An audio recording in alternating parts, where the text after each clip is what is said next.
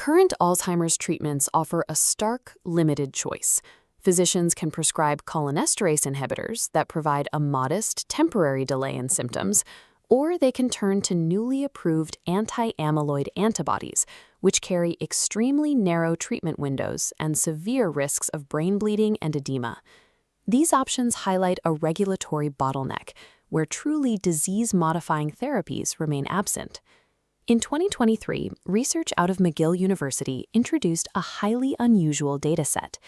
Investigators Andrew Calder and Siddhartha Bhattacharya administered a single dose of psilocybin to 3 TXG-AD mice, a specific transgenic model engineered to express 3 distinct human Alzheimer's mutations. This chart shows the tau phosphorylation levels measured 4 weeks after that single dose. At both the AT8 and AT180 epitopes, the primary markers of the destructive protein tangles in Alzheimer's, the psilocybin-treated group shows an approximate 35% drop compared to the control group. In this clinical context, psilocybin functions as a rapid-acting psychoplastogen. It executes a structural counterattack across 4 distinct biological dimensions of Alzheimer's progression. Alzheimer's pathology is not a localized failure. The disease dismantles the brain simultaneously across multiple scales, operating from the intracellular molecular level up through localized neuroinflammation, all the way to macro-network dysfunction. To understand how one molecule impacts the system, we have to track psilocybin's pharmacological cascade from the top down. We will follow the signal from the brain's macroscopic architecture, pushing through cortical tissue, ending precisely at the synaptic membrane of a single pyramidal neuron. The biological tension centers on how a single agonist, binding primarily to the serotonin 2A receptor, is uniquely positioned to interact with all 3 dimensions of this neurodegenerative collapse. Analyzing this mechanism requires moving beyond the classification of psychedelics as psychological aids. The focus remains on the physical, receptor-level cascades triggered inside the neural tissue. The first scale of failure is structural. In the Alzheimer's brain, concentrations of brain-derived neurotropic factor, or BDNF, drop by 30 to 40% in the hippocampus. Without this critical protein, neurons lose their structural support, which leads directly to rapid synaptic pruning and cell death.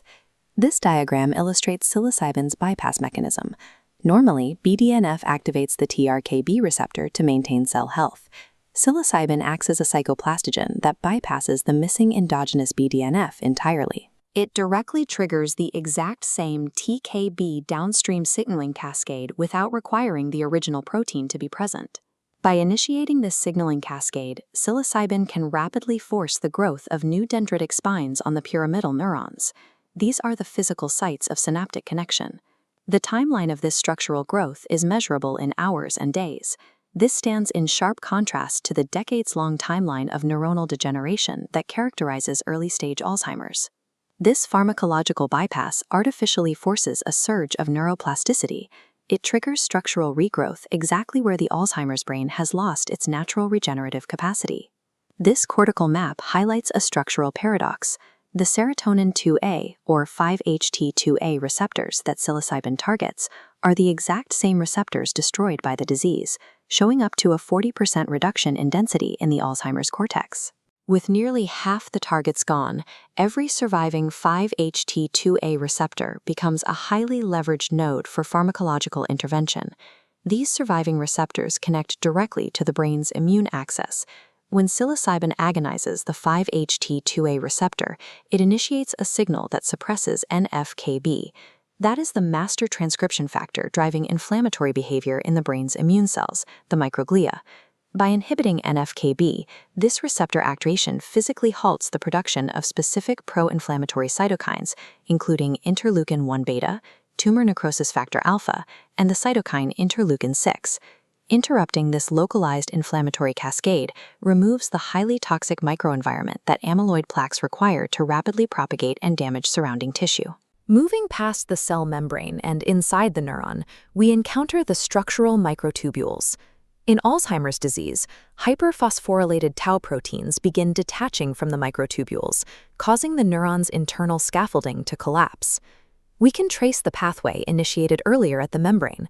When psilocybin activates the TKB receptor, it sends a continuous signal downward through the AKT and PI3K intracellular signaling cascades. This specific cascade directly terminates at a key enzyme. The AKT and PI3K signaling places a hard block on the activity of glycogen synthase kinase 3 beta, or GSK3 beta. GSK3 beta is the primary driver of tau hyperphosphorylation. By inhibiting its activity, the cell physically prevents normal tau proteins from misfolding and aggregating into lethal neurofibrillary tangles.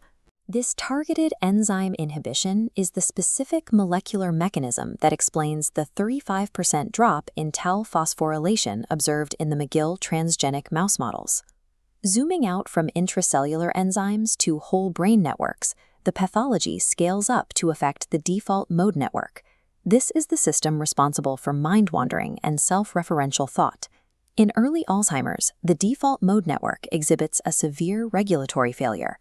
It cannot suppress itself when the brain attempts a focused task, locking the network into a continuous state of metabolic hyperactivation. This localized hyperactivation correlates with, and likely drives, the earliest and most dense accumulation of amyloid plaques in the network's central hub, the posterior cingulate cortex. These side-by-side fMRI scans illustrate psilocybin's most robust acute signature. The image on the left shows an overactive default mode network. On the right, acute psilocybin exposure forcefully suppresses this activity, profoundly desynchronizing the network. This acute desynchronization forces the hyperactive network to stand down. It provides a macroscopic functional reset, offering a systemic recalibration that operates in tandem with the localized molecular repairs. Preclinical data provides a map, but the history of neurodegenerative research shows a high failure rate. Many compounds have successfully treated transgenic mice, only to fail completely in human phase 3 clinical trials. To bridge this translational gap, researchers are now moving into human safety trials. At Johns Hopkins University, early-stage pilot studies led by Dr. Albert Garcia-Romu are bringing these mechanistic theories into the clinic. These initial trials employ a dual measurement design. While they track psychological endpoints like depressed mood, they simultaneously run rigorous cognitive memory batteries to search for structural and functional biomarkers of disease modification. Translating this protocol to an Alzheimer's population introduces unique logistical and ethical friction. Classic psychedelic therapy demands extensive psychological preparation and integration, which requires a level of cognitive consent capacity that moderate to severe patients no longer possess. Because the requirements for psychotherapeutic preparation and informed consent are so strict, researchers must target a very narrow, early window for clinical intervention. This timeline visualizes that actionable prodromal window known as mild cognitive impairment, or MCI. In this stage, the disease is identifiable, but the target neural networks remain largely structurally intact. Patients in the MCI stage retain the decisional capacity required for ethical consent. They are currently the only clinically viable population capable of safely navigating the intensive demands of a high-dose protocol. The therapeutic objective centers on circuit-level resilience.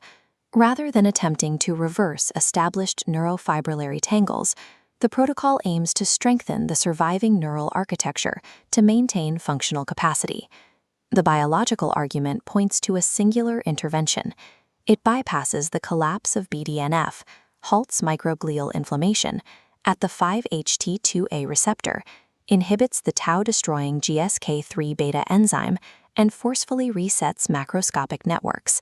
The molecular cascade is documented.